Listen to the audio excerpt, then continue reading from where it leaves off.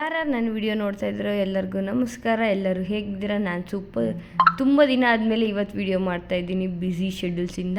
So ಇವತ್ತಿನ topic ಏನಮ್ಮ ಅಂದರೆ, ಒಂದು ಕಡೆ ಎಲ್ಲೋ ಮೇಕಪ್ ಇತ್ತು, ಸೊ ಹೋಗ್ತಾಯಿದ್ದೆ. ನನ್ನ ಲೈಫಲ್ಲಿ ಆ್ಯಕ್ಚುಲಿ ಇದು ಫಸ್ಟ್ ಟೈಮ್ ಎಕ್ಸ್ಪೀರಿಯೆನ್ಸು. ಎಲ್ಲಿ ಹೋಗ್ತಾ ಇರ್ಬೋದು ಅಂತ ಮೇ ಬಿ ಗೊತ್ತಿದೆ ಆಲ್ರೆಡಿ ನಿಮಗೆಲ್ಲ. ನಾನು ಆ್ಯಕ್ಚುಲಿ ಝೀ ಕನ್ನಡದಲ್ಲಿ ಒಂದು ಪ್ರೋಗ್ರಾಮ್ ಬಂದಿತ್ತು, ಆ ಪ್ರೋಗ್ರಾಮ್ಗೆ ಮೇಕಪ್ಗೆ ಅಂತ ಹೋಗ್ತಾ ಇದ್ದೆ. ಅವ್ರದ್ದೇ ವೆಹಿಕಲಲ್ಲಿ ಹೋಗ್ತಾ ಇದ್ದು. ಅದೇ ವೆಹಿಕಲಲ್ಲಿ ಸೀರುಂಡೆ, ರಘು ಸರ್ ಇದ್ದರು, ದೀಪಿಕಾ ಅವರಿದ್ದರು, ಗಗನ ಅವರಿದ್ದರು, ಎಲ್ಲರೂ ಇದ್ದರು. ಆ್ಯಕ್ಚುಲಿ ತುಂಬ ಖುಷಿ ಆಯಿತು ಅವ್ರ ಜೊತೆ ಎಲ್ಲ ಟ್ರಾವೆಲ್ ಮಾಡಿದ್ದಕ್ಕೆ.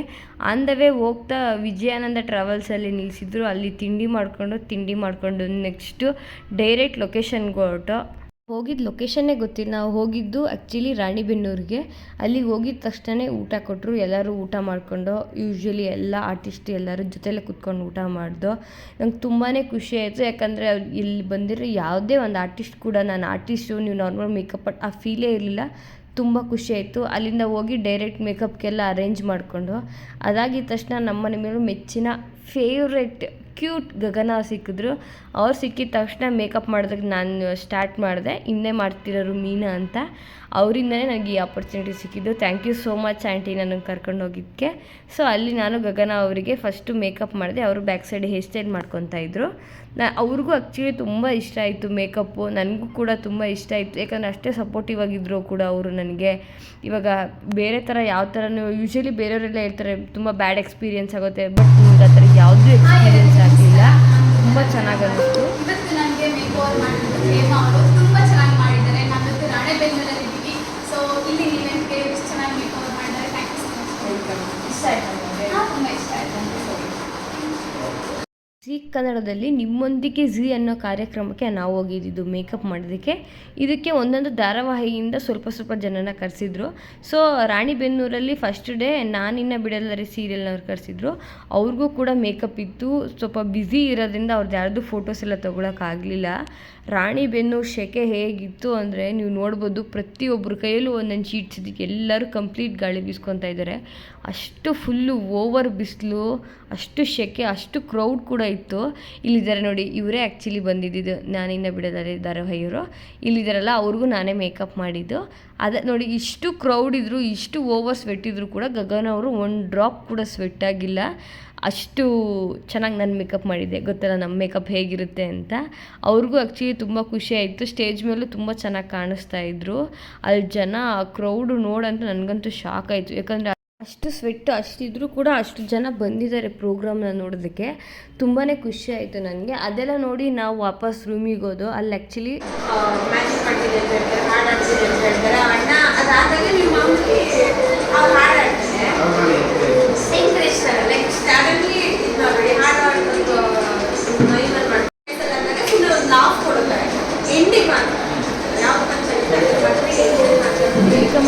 ಇವೆಲ್ಲರೂ ಕೂಡ ಆನ್ ಸ್ಪಾಟಲ್ಲಿ ಕೂಡ ಸ್ಕ್ರಿಪ್ಟ್ ರೆಡಿ ಮಾಡ್ಕೊತಾ ಇದ್ರು. ಎಷ್ಟು ಚೆನ್ನಾಗಿ ರೆಡಿ ಮಾಡ್ಕೊತಾ ಇದ್ರು ಗೊತ್ತಾ. ಒಂದೊಂದು ಪಾಯಿಂಟ್ಗಳು ಅಲ್ಲಿ ಇರ್ಬೋದು, ಎಕ್ಸ್ಪ್ಲೇನ್ ಮಾಡಿದ್ದಾರೆ ಇವರವರು ಎಕ್ಸ್ಪ್ಲೇನ್ ಮಾಡ್ತಾ ಇರ್ಬೋದು. ತುಂಬ ಚೆನ್ನಾಗಿ ಇವರು ಅವ್ರಿಗೆ ಹೇಳ್ಕೊಡ್ತಾ ಇದ್ರು.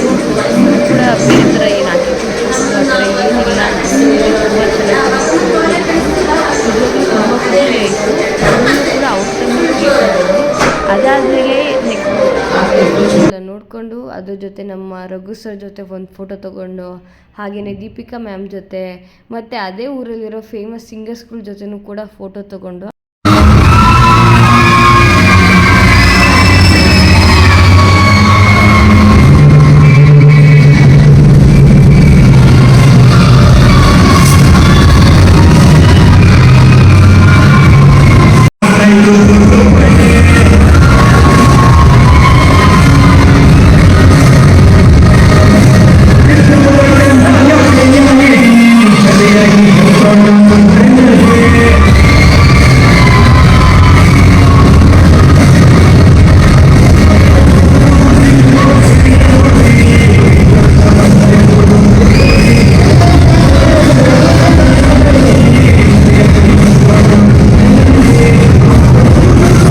ಪ್ರೋಗ್ರಾಮ್ ನೋಡಿಕೊಂಡೆ. ಸ್ನ್ಯಾಕ್ಸ್ ಬಂತು, ಸ್ನ್ಯಾಕ್ಸ್ನೆಲ್ಲ ತಿನ್ಕೊಂಡು, ಸ್ನ್ಯಾಕ್ಸ್ ಆದಮೇಲೆ ನೆಕ್ಸ್ಟ್ ಮತ್ತೆ ಪ್ರೋಗ್ರಾಮ್ ಸ್ಟಾರ್ಟ್ ಆಯಿತು. ನಾವು ಕೂಡ ಅಲ್ಲೇ ನಿಂತ್ಕೊಂಡು ನೋಡ್ತಾ ಇದ್ದೋ.